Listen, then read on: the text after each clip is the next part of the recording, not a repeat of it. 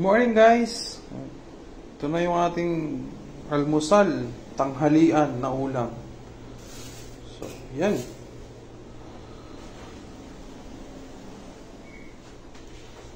Ito yung masarap gawin dito, ano? Rumble na lang natin.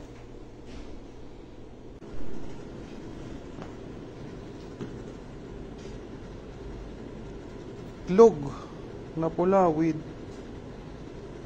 kamatis, sibuyas, sili, kalamansi, tsaka pansit canton with